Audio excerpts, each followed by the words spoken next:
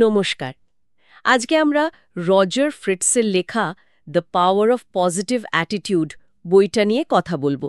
মানে ঠিক বইটা নিয়ে না, বইটার উপর লেখা একটা রিভিউ বা সারসংক্ষেপ আর কি, সেটা নিয়ে আলোচনা করব। হ্যাঁ, আমাদের কাছে একজন পাঠকের লেখা একটা রিভিউ আছে, আমরা সেটাই একটু খুঁটিয়ে দেখব। ঠিক, মানে আমাদের লক্ষ্য হলো এই রিভিউয়ের মাধ্যমে ইতিবাচক মানসিকতার যে মূল আইডিয়াগুলো সেগুলো বোঝা। একদম। রিভিউয়ার কিভাবে দেখছেন যে আমাদের চিন্তাভাবনা, মানে আমাদের ভাবনা চিন্তা জীবনের উপর কতটা প্রভাব ফেলে, সেটাই আজ দেখব। উনি তো মনে করছেন চিন্তার ধরনটাই আসল চাবিকাঠি। বেশ ইন্টারেস্টিং। তাহলে শুরু করি ওখান থেকেই। রিভিউ অনুযায়ী প্রথম আর সবচেয়ে জরুরি শিক্ষাটা কি? ইতিবাচক মানসিকতা নিজেই একটা শক্তি। এটা ঠিক কী রকম, মানে শুধু ভালো চিন্তা করা? রিভিউয়ার বলছেন বিষয়টা তার চেয়ে একটু গভীর। শুধু সবসময় ভালো মুডে থাকা বা আশাবাদী হওয়া নয়। আচ্ছা। বরং কঠিন সময়েও, ধরুন খুব হতাশাজনক অবস্থাতেও, ভালো কিছু খুঁজে বের করার যে ক্ষমতা বা নতুন সুযোগ দেখার যে মানসিকতা, সেটাই। ওহো, মানে এটা একটা কৌশল। হ্যাঁ, একটা মানসিক কৌশল আর কি। রিভিউতে জোর দেওয়া হয়েছে যে এই অ্যাটিটিউডটা খারাপ সময়েও পথ দেখায়, মানে হাল ছেড়ে দিতে দেয় না। এটা বেশ একটা সক্রিয় ব্যাপার। বুঝলাম। তার মানে এটা একটা সচেতন চেষ্টা। আর এই চেষ্টার জন্য তো নিজের ওপর ভরসা থাকাটা খুব দরকারি, তাই না? রিভিউতে তো আত্মবিশ্বাসের কথাও বলা হয়েছে। ঠিক ধরেছেন। রিভিউয়ার এই দুটোকে একদম অঙ্গাঙ্গিভাবে যুক্ত করেছেন। মানে উনি বলছেন আত্মবিশ্বাস ছাড়া পজিটিভ থাকাটা বেশ কঠিন। হুম। নিজের ক্ষমতা নিয়েই যদি সন্দেহ থাকে, তাহলে তো যে কোনো চ্যালেঞ্জেই মনে হবে পারব না, নেগেটিভ চিন্তা আসবেই। ঠিক ঠিক। রিভিউতে লেখককে কোট করে বলা হয়েছে যে নিজেকে ছোট ভাবা যাবে না, নিজের ভেতরের শক্তিটাকে চিনতে হবে। রিভিউয়ার এটাকে বইটার একটা প্রধান স্তম্ভ হিসেবে দেখছেন। আচ্ছা, আর এই আত্মবিশ্বাসের উপর ভর করেই কি পরিবর্তনকে গ্রহণ করার সাহসটা আসে? কারণ রিভিউ তো পরিবর্তনকে ওয়েলকাম করার কথাও বলছে। হ্যাঁ, রিভিউয়ার এই কানেকশনটার উপর বেশ জোর দিয়েছেন। জীবনে তো পরিবর্তন আসবেই, তাই না? তা তো বটেই।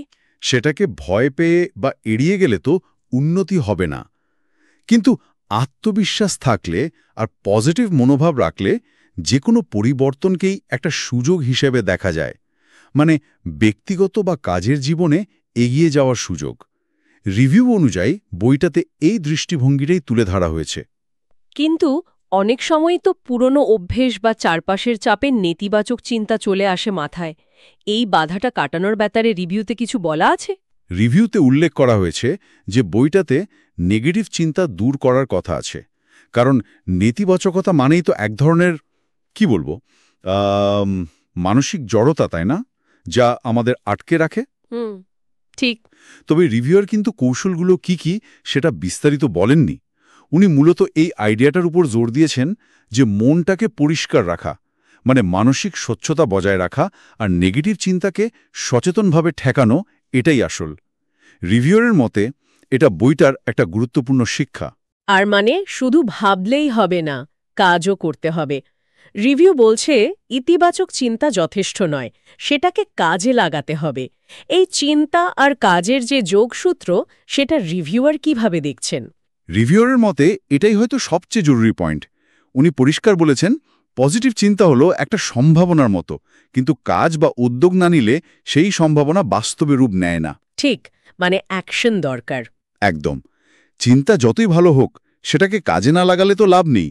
রিভিউ অনুযায়ী এই চিন্তা আর কাজের সমন্বয়টাই পজিটিভ মানসিকতাকে সত্যি সত্যি কাজের করে তোলে আর কি, আর এটাই সাফল্যের দিকে নিয়ে যায়।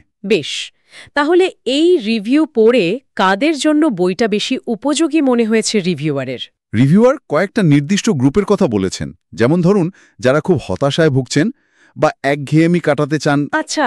যারা নিজের আত্মবিশ্বাস বাড়াতে চান বা যারা নেগেটিভ চিন্তার প্যাটার্ন থেকে বেরোতে চান, অথবা যারা জীবনের চ্যালেঞ্জ মোকাবেলা করার জন্য একটু মানসিক জোর খুঁজছেন, রিভিউয়ারের মতে এদের জন্য বইটা বেশ ইন্সপায়ারিং হতে পারে। সব মিলিয়ে রিভিউয়ারের ফাইনাল মতামতটা কি? বইটা কি সত্যিই পাঠকের কাজে আসবে? রিভিউয়ারের শেষ মূল্যায়ন কিন্তু বেশ পজিটিভ। উনি বলেছেন বইটা পড়তে সহজ, কিন্তু এর শিক্ষাগুলো বেশ গভীর। মানে ভাষা সরল হলেও ভাবনা বদলানোর ক্ষেত্রে এটা বেশ শক্তিশালী হতে পারে।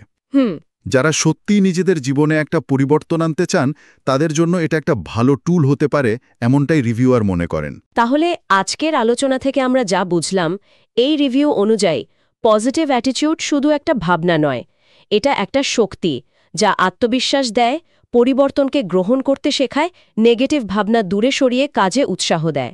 সব মিলে একটা ইন্টারকানেক্টেড ব্যাপার। একদম তাই। পুরো ব্যাপারটা একটা চক্রের মতো কাজ করে। তবে সব শুনে একটা প্রশ্ন মনে আসছে। কি বলুন তো? রিভিউতে বলা হচ্ছে পজিটিভ মানসিকতা সবসময় সুযোগ খুঁজে পেতে সাহায্য করে। কিন্তু প্রশ্নটা হলো, জীবনের সব পরিস্থিতিতেই কি সবসময় 100% পজিটিভ থাকাটা বাস্তবসম্মত, মানে প্র্যাকটিক্যাল?